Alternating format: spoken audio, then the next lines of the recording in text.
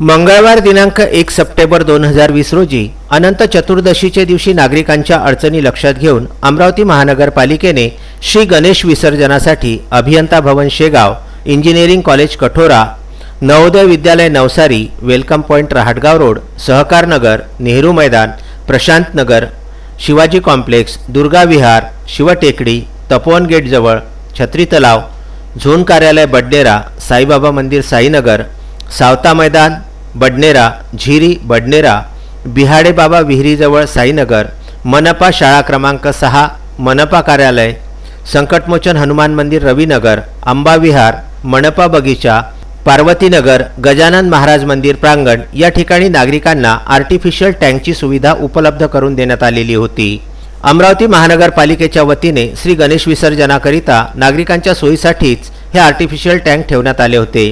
प्रत्येक ठिकाणी अमरावती महानगरपालिकेने नियंत्रण अधिकारी नेमून तेथील सर्व जबाबदारी त्यांच्यावर सोपविली होती। नागरिकांनी आपल्या घरातील श्री गणेश विसर्जन नेमून दिलेल्या जवळच्या आर्टिफिशियल टँकमध्येच केल्यामुळे पर्यावरणाचा समतोल साधण्यास व स्वच्छता मोहिमेस नागरिकांचा हातभार लागला। अमरावती येथील नागरिकांनी आर्टिफिशियल टँकचा वापर घरगुती श्री गणेश विसर्जनासाठी करून सहकार्य केल्याबद्दल महानगरपालिकेतर्फे नागरिकांचे आभार मानण्यात आले व त्यांना सुविधा उपलब्ध करून दिल्याबद्दल नागरिकांनी सुद्धा मनपाच्या या कामाची प्रशंसा केली।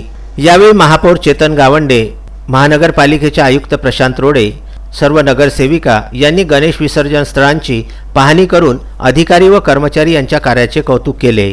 प्रथमेश जलाशय व छत्री तलाव या ठिकाणी मोठ्या प्रमाणामध्ये गणेश विसर्जन होत असल्यामुळे सदर ठिकाणी मंडप बॅरिकेटिंग, स्टेज, प्रकाश व्यवस्था, सीसीटीव्ही, जनरेटर व इतर आवश्यक व्यवस्था करण्यात आली होती। Vidarbha news bureau, Amravati.